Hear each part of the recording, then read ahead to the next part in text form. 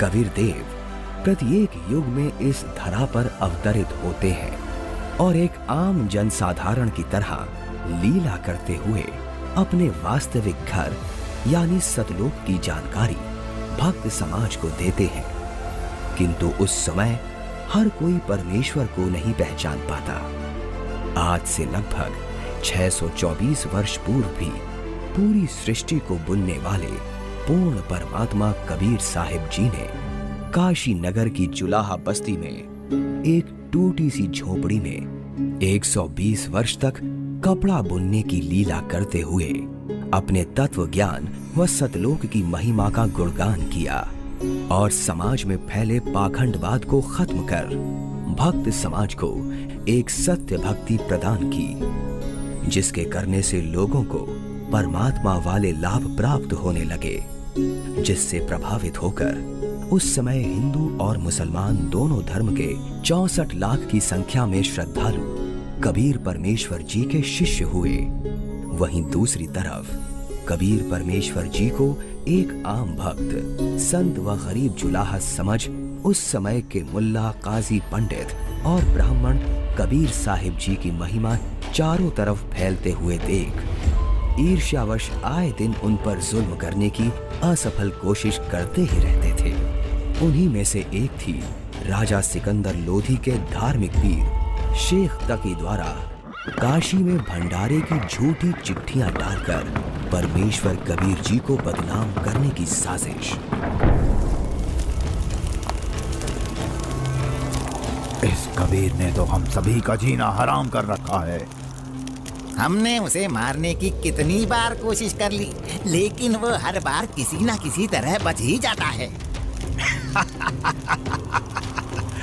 अब नहीं बच पाएगा। अब की बार मैं ऐसा पैंतरा फेंकूंगा कि उसे काशी छोड़कर भागना ही पड़ेगा। ऐसा क्या सोचा है पीर जी? पास आओ।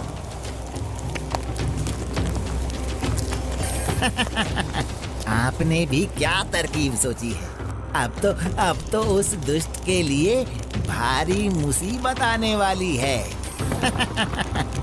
अगले ही दिन से एक पत्र भारतवर्ष के कोने कोने में सभी मठों, आश्रमों, मंदिरों में पहुंचने लगा।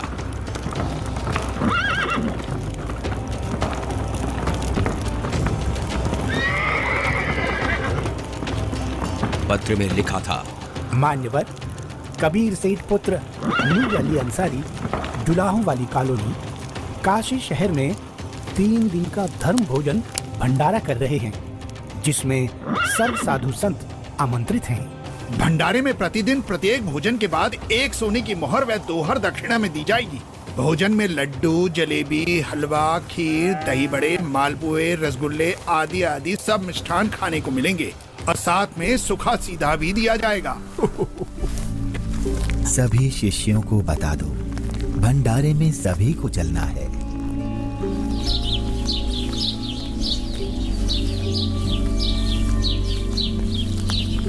जगह जगह झूठी चिट्ठी के पहुंचते ही हर तरफ भंडारे की चर्चा होने लगी, जिसके बाद सोने की मोहर और दोहर के लालच में पूरे देश से लाखों की संख्या में लोग काशी में निश्चित दिन से पहले वाली रात्रि को ही पहुंचने लगे और देखते ही देखते पूरी काशी नगरी भंडारे में आए साधु संतों से भर जाती है।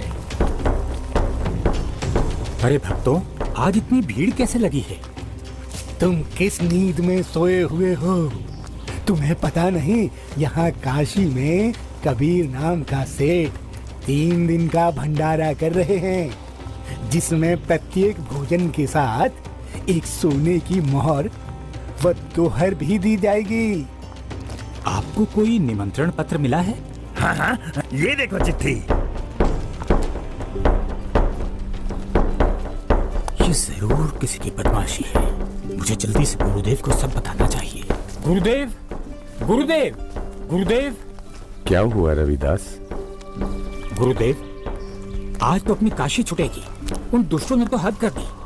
आपके नाम की झूठी चिट्ठी बंटवा रखी है कि कबीर सेठ पुत्र नीरू 3 दिवसीय भंडारा करेगा, जिसमें प्रत्येक भोजन के बाद खाने वाले को 1 सोने की मोहर और 1 दोहर भी दी जाएगी।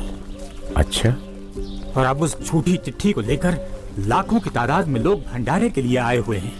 रविदास, आज तो सारी सीमाएं पार कर दी हैं उन नादानों ने। मैं गरीब आदमी, मेरे पास तो अपने परिवार के लिए ही मुश्किल से अनाज होता है। इतने लोगों को मैं कहाँ से भोजन खिलाऊंगा? आप अंदर से दरवाजा बंद कर लो और कोई भी आए तो खोलना मत। जब कोई नहीं मिलेगा तो थक हार कर अपने आप वापस चले जाएंगे।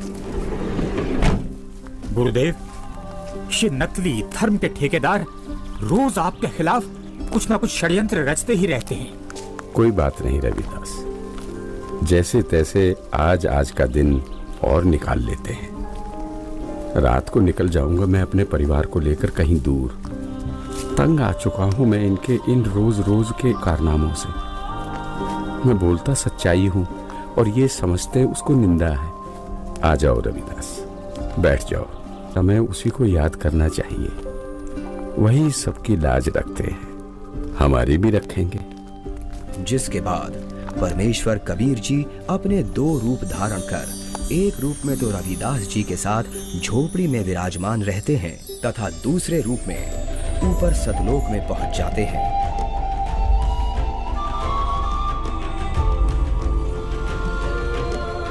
जहां असंख्यों बैल, उनका भंडारे के लिए टेंट का सामान और पका पकाया भोजन, लड्डू, जलेबी, कचौड़ी, पकौड़ी सब लदा हुआ है।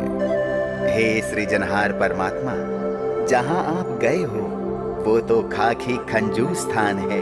वहाँ सारी उम्र लगे रहते हैं, फिर भी खाने को भोजन तक अच्छे से नसीब नहीं होता। आपके आदेश से हमने सब कुछ तैयार कर रखा है।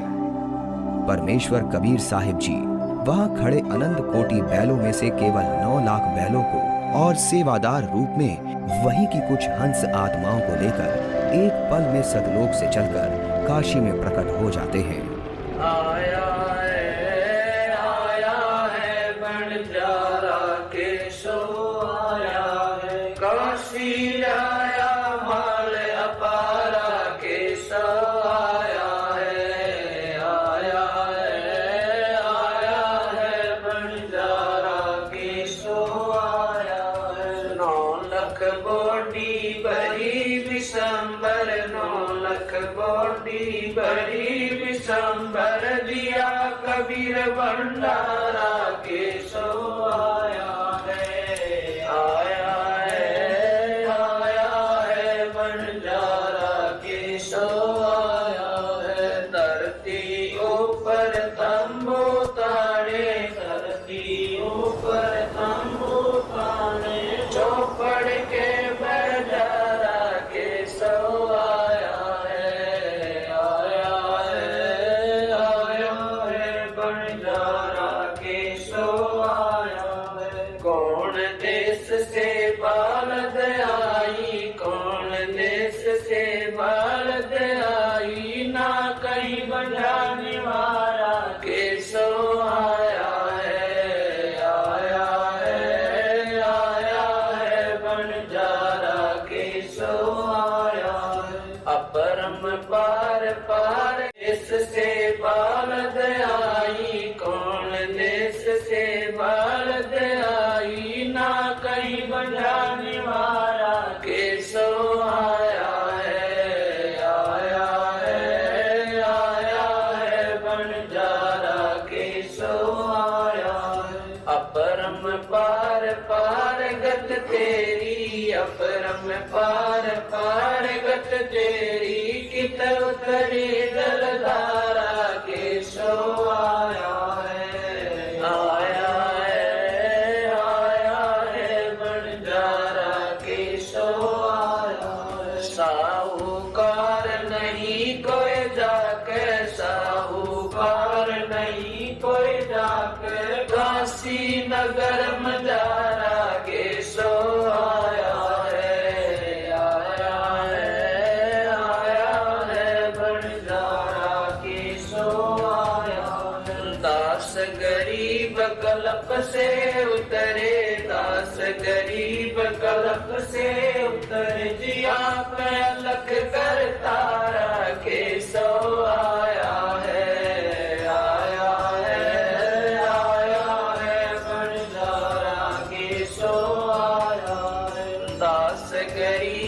कल्प से उतरे, दास गरीब कल्प से उतरे, जिया पे अलग करता राकेशो आया है, आया है, आया है, बंजारा केशो आया है।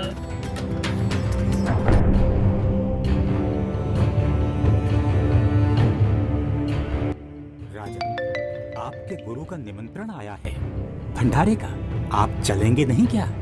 गुरुदेव भंडारा करें और मैं न जाऊं, मैं अवश्य चलूंगा। काशी चलने की तैयारी की जाए। देखते ही देखते काशी शहर के चौपड़ के बाजार में परमेश्वर की दया से भंडारा शुरू हो जाता है। ऐसा स्वादिष्ट भोजन, वाह! जो खाता वो गुण गाते नहीं थक रहा था। सब्जी, पूड़ी, लड्डू, जलेबी, कचौड़ी, पकौड़ी, दही भल्ले, खीर, हलवा आदि जो कोई कुछ भी पकवान मांगता वो उसे खाने को मिल रहा था। और चिट्ठी में लिखे अनुसार प्रत्येक भोजन के बाद सभी को एक दोहर और एक सोने की अशरफी भी दी जा रही थी।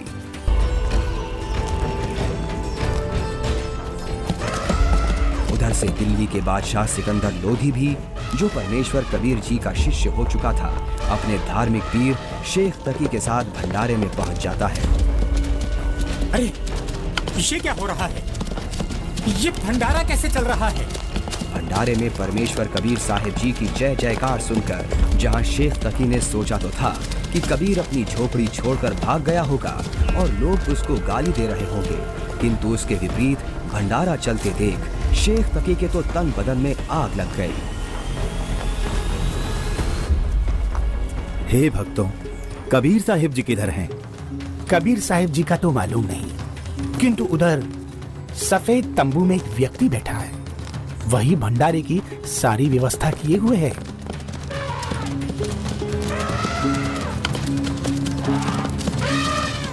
ये भंडारा कैसे चल रहा है?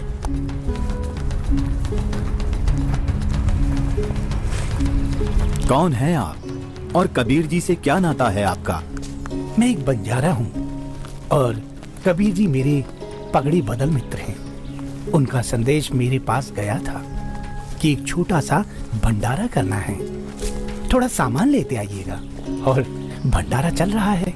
18 लाख आदमी भोजन कर रहे हैं, ये इसे छोटा सा भंडारा कह रहा है। कबीर जी कहाँ हैं? वो क्यों नहीं आए? हे राजन, उनका दास जो बैठा है, उनको तकलीफ उठाने की क्या आवश्यकता? आप भोजन ग्रहण कीजिए। नहीं नहीं, भोजन भंडारा तो मैं गुरुदेव के दर्शनों परांत ही करूंगा।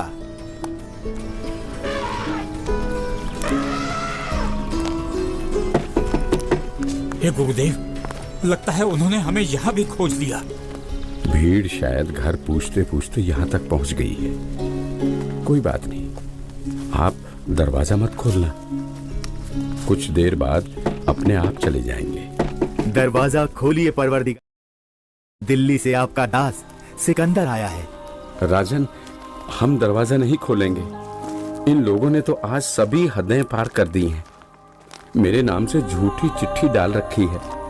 मैं कैसे निकलूं बाहर? इस बनारस में कोई सेठ भी मेरा ऐसा जानकार नहीं है जो मुझे पैसे उधार दे दे। मैं तो बड़ी मुश्किल से ताना बुनकर अपने परिवार का पालन करता हूँ। इन लोगों ने मेरा जीना मुश्किल कर दिया है। बस आज रात होने का इंतजार है राजन। रात होते ही मैं अपने परिवार को लेकर कहीं दूर चला जाऊंगा। है परवरदिगार, आप मुझे नहीं बहका सकते। आप ही अल्लाह अकबर हो।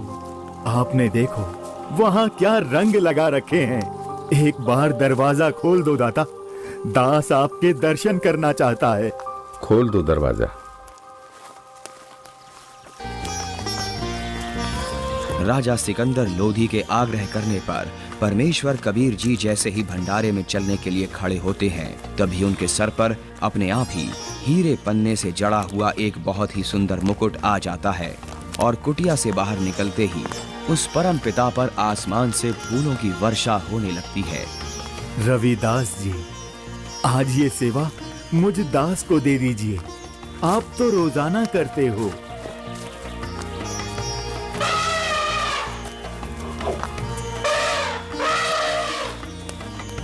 इनमें से कबीर जी कौन है? जिस पर बादशाह सिकंदर लोदी चवर कर रहे हैं वही कबीर हैं।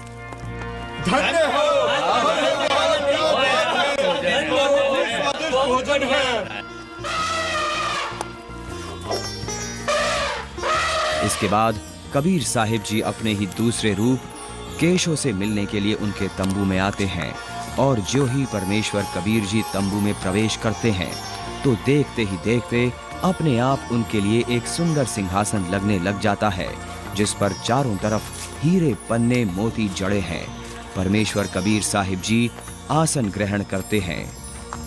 उधर परमेश्वर को देखने के लिए भंडारे में आई लाखों की भीड़ टेंट के चारों तरफ इकट्ठा हो जाती है, जिसके बाद केशव रूप परमात्मा कबीर जी से कहते हैं, हे परमेश्वर, आप अपने अद्भुत लोक को छोड़कर इस झूठ कपट वाले लोक में क्यों आ गए? आप इनका भला सोचते हो, इनको अमृत भोजन खिला रहे हो और ये आप ही के विरुद्ध इकट्ठा हुए रहते हैं। केशव, सब लोग मैंने ही रचे हैं, सबका धारण पोषण मैं ही करता हूँ। तू मेरे दुख को नहीं जानता, ये सब मेरे बच्चे ही हैं। अपनी अज्ञानता से ये काल के जाल में फंसकर भयंकर कष्ट उठा रहे हैं और उसी काल के प्रभाव से ये आज मुझे अपना दुश्मन मान रहे हैं। मैं इनको सत भक्ति देकर वापस लेने के लिए आया हूँ। परमेश्वर जी, आप हंस लोक को छोड़ इस जीव लोक में आए, जिनका हाड़, चाम और रक्त का बना शरीर है, जिसमें विष्ठा भरी पड़ी है। आप इनसे कैसे भक्ति कराओगे? केशव, भैंस या गाय आदि को बच्चा होने से पहले उसमें सिर्फ हाड़ चाम होता है, दूध नहीं होता। और जब बच्चा हो जाता है तो उसी हाड़ चाम के शरीर से दूध की बाल्टी भी भर जाती है। ठीक इसी प्रकार मैं इनमें भक्ति प्रवेश करूंगा और उस भक्ति से इस हाड़ चाम के शरीर में ही इनको सतलोक प्राप्ति होगी। हे परमेश्वर, ऐसे लोक में जहाँ जमीन पर पांव रखते ही दंड लगता है, ऐसे गंदे लोक में आपकी रहनी पर मैं बलिहारी हूँ। वहीं शेख तकी की चाल उसी पर उल्टी पड़ गई। उसने लोगों को इकट्ठा तो इसलिए किया था कि